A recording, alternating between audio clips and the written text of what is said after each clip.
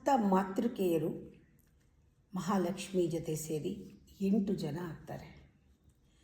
8 ಜನ ಯೋಗಿನಿ ದೇವತೆಗಳವರು. ನಮ್ಮಲ್ಲಿ ಧ್ಯಾನ ಮಾಡಬೇಕಾದ್ರೆ ಸಪ್ತ ಮಾತೃಕೆಯರನ್ನು ನಾವು ಪ್ರಥಮ, ದ್ವಿತೀಯ, ತೃತೀಯ ಆವರಣದಲ್ಲಿ, ಈ 3 ಆವರಣದಲ್ಲಿ ಸಪ್ತ ಮಾತೃಕೆಯರನ್ನ ಮಹಾಲಕ್ಷ್ಮಿ ಸಮೇತವಾಗಿ ನಾವು ಧ್ಯಾನ ಮಾಡ್ತೀವಿ. ಸಿದ್ಧಿ, ಅಷ್ಟಸಿದ್ಧಿಗಳು, ಸಪ್ತ ಮಾತೃಕೆಯರ ಜೊತೆಗೆ ಲಕ್ಷ್ಮಿ,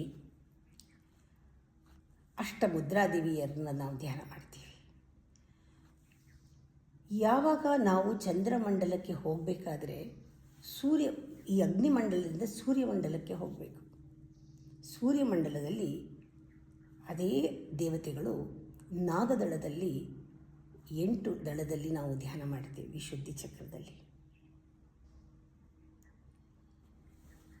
ಅನಂಕ ಕುಸುಮ, ಅನಂಗ ಮೇಖಲಾ ಅಂತ ಹೇಳಿ ಅಲ್ಲಿಂದ ನಾವು ಮುಂದಕ್ಕೆ ಅದೇ 8 ಜನ ವಾಗ್ದೇವಿಯರಾಗಿ ವಸುಕೋಣದಲ್ಲಿ ಧ್ಯಾನ ಮಾಡ್ತೀವಿ.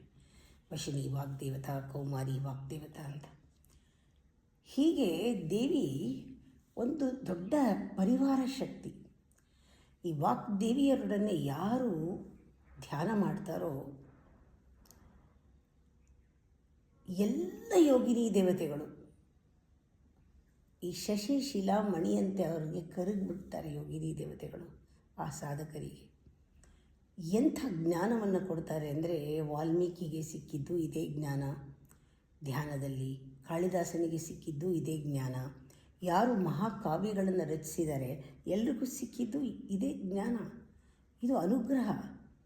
ಅನುಗ್ರಹ ಇಲ್ಲದೆ ಏನೂ ಇಲ್ಲ. ಪ್ರಾರಂಭವೂ ಅನುಗ್ರಹ, ಮುಕ್ತಾಯವೂ ಅನುಗ್ರಹ.